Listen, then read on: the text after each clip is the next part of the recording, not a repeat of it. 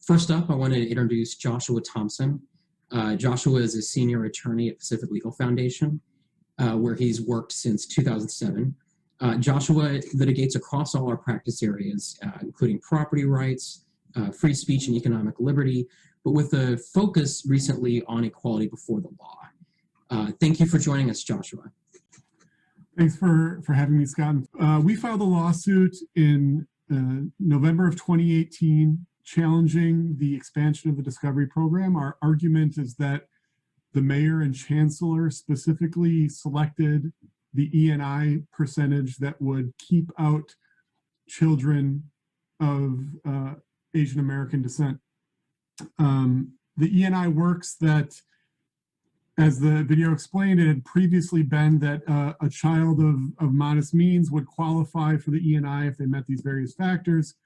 But now they added that added wrinkle where you had to attend a school that hits a particular E&I number as a whole and not the particular student. And what this did is it excluded the predominantly Asian American schools from eligibility of the Discovery program. So we challenged this expansion as a violation of the Equal Protection Clause because we believe, as demonstrated by Mayor deBlasio's statements and Chancellor Carranza's statements, as well as the projections of the effect that it would have on the Asian American students in New York City, that this violated their rights under the Equal Protection Clause.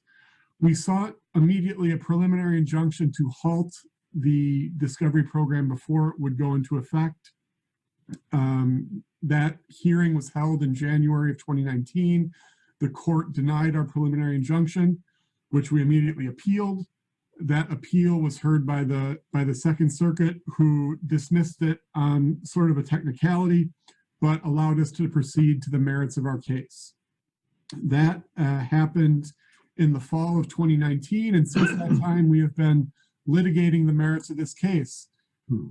Unfortunately, the trial court judge bifurcated the issues in this case, which means that we first are litigating the issue of the impact that the changes have had on Asian American students in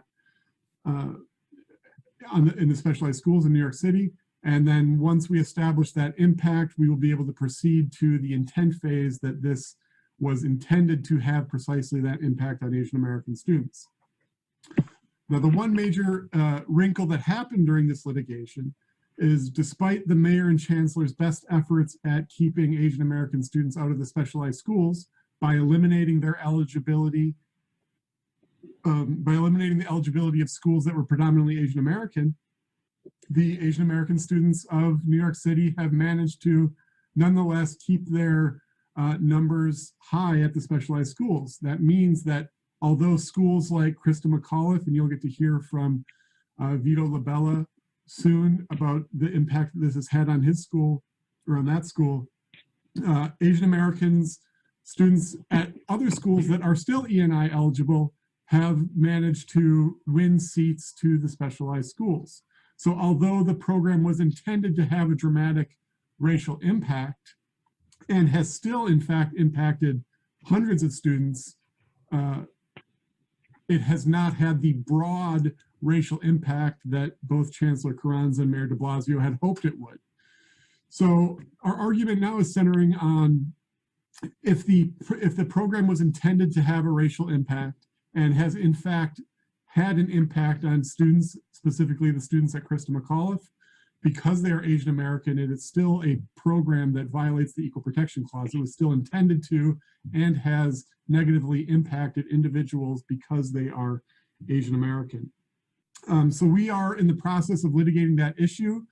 One of the major blocks that has stalled the litigation is we want to figure out why the city has calculated the E&I number as it did. So the E&I number, this index that determines which schools are eligible for the Discovery program and which schools are ineligible for the Discovery program, is a little bit vague in how the city calculates that. We think that once we filed this litigation that they manipulated those numbers, or they very likely may have manipulated those numbers in order to potentially avoid the arguments that we were making in litigation.